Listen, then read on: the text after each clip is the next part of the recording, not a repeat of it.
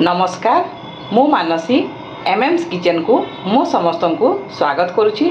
मु बहुत दिन है मोर ये चैनल रे किसी वीडियो छाड़ नी कि असुविधा कारण आज मु बहुत दिन पर गोटे नुआ रेसिपी नहीं कि आसी।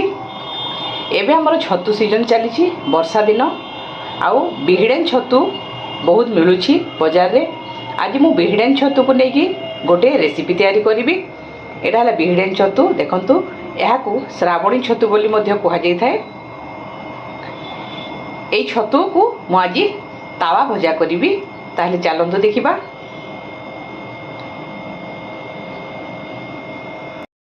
बिहिडेन छतु तावा भजा पाई मु नेछि 250 ग्राम बिहिडेन छतु।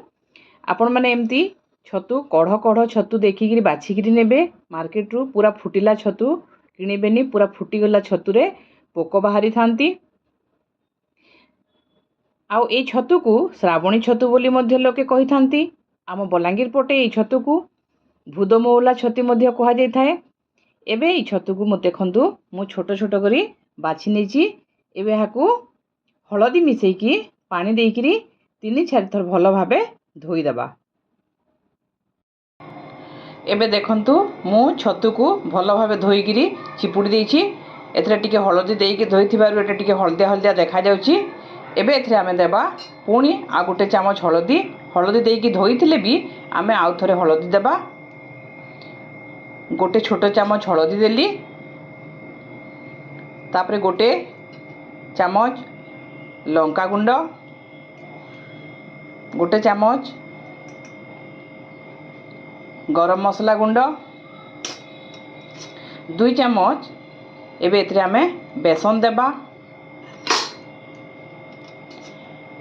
आ 5-6 बड़ चामच चाउल गुंड देबा।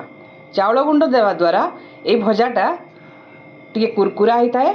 आउ बहुत खाइबा पाई बहुत भल लगी थाए। एबे एथरे गोटे कटा पियाज देबा। पूरा मु चुन चुन करी काटी नेछि पियाज को।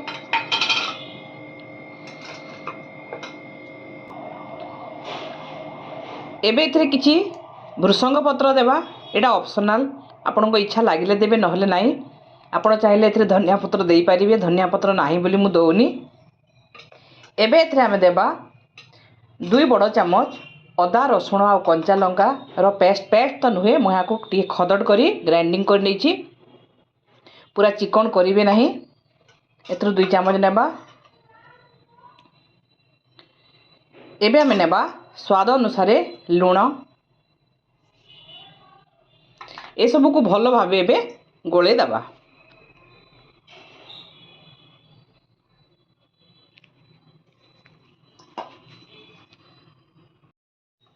देखंतु मु सब को भलो भाबे गोळे नेछि।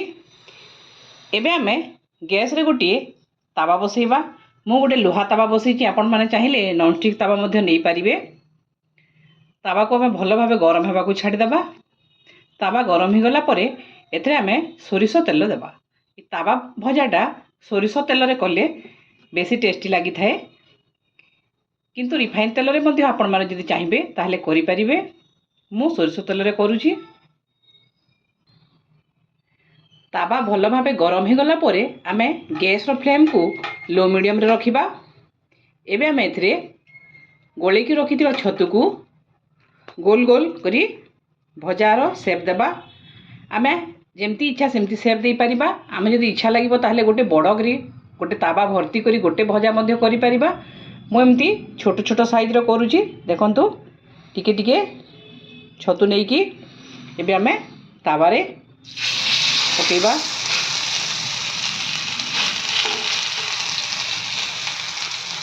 एपरि भाबरे आमे सब छतु को तावा रे पके देबा। देखंतु मु तावा रे 6टी भजा पकेछि। आपण मानक तावार साइज अनुसार आपण माने जेतेटा हेबो सेतेटा पकेइबे। एबे आमे हाकू लो मीडियम फ्लेम रे 5 ରୁ 7 मिनिट पूरा भाजी हेबा को छाडी देबा।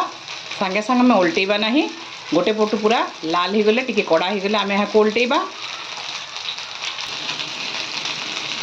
एबे आमे हाकू उल्टेबा। देखिबा जे गोटे पटे हेलानी कि नाही। जो भजाटा को आप प्रथम देते ताको आप प्रथम उल्टेबे। ଦେଖନ୍ତୁ ଗୋଟେ ପଟୁ ପୁରା ଲାଲ ହେଇଗଲାଣି। ଏପରି ଭାବରେ ଆମେ ସବୁ ଭଜା ଗୁଡ଼ିକୁ ଓଲଟେଇ ଦେବା। ଏବେ ଦେଖନ୍ତୁ ମୁଁ ସବୁ ଭଜା ଗୁଡ଼ିକୁ ଓଲଟେଇ ଦେଇଛି। ଆମେ ଆର ପଟୁ ମଧ୍ୟ ଏମିତି ଲାଲ କରି ଭାଜି ନେବା। ଆଉ 5 ରୁ 7 ମିନିଟ୍ ଆମେ ଏହାକୁ ଏମିତି ତାୱାରେ ଛାଡ଼ିଦେବା ଲୋ ମିଡ଼ିୟମ୍ ଫ୍ଲେମ୍ରେ। ଏବେ ଆମର ଛତୁ ଭଜାଟା ପୁରା ରେଡ଼ି ହେଇଗଲାଣି। ଏବେ ଗୋଟେ ପ୍ଲେଟ୍ରେ ଏହାକୁ ଆମେ ସର୍ଭ କରିନେବା।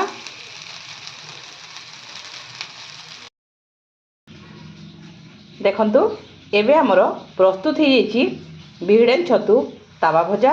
ଏହାକୁ ଆପଣମାନେ ଇଭିନିଂ ସ୍ନାକ୍ସ ହିସାବରେ ମଧ୍ୟ ଖାଇପାରିବେ ଆଉ ଭାତ ସହିତ ମଧ୍ୟ ଖାଇପାରିବେ। ତାହେଲେ ଆଜିର ମୋର এই ରେସିପି ଆପଣମାନଙ୍କୁ କେମିତି ଲାଗିଲା ମୋତେ କମେଣ୍ଟ କରି ନିଶ୍ଚୟ ଜଣାଇବେ। ଏବଂ ମୋ ଚ୍ୟାନେଲକୁ ଯଦି ଆପଣମାନେ ଆଜି ପର୍ଯ୍ୟନ୍ତ ସବସ୍କ୍ରାଇବ୍ କରିନାହାନ୍ତି ତାହେଲେ ଶୀଘ୍ର ସବସ୍କ୍ରାଇବ୍ କରିନେବେ ଏବଂ ପାଖରେ ଥିବା ବେଲ୍ ଆଇକନ୍କୁ ମଧ୍ୟ ପ୍ରେସ୍ କରିଦେବେ, ଯାହାଫଳରେ ମୋର ସବୁ ନୂଆ ନୂଆ ରେସିପିର ନୋଟିଫିକେସନ୍ ଆପଣମାନଙ୍କ ପାଖକୁ ପହଞ୍ଚିଯିବ।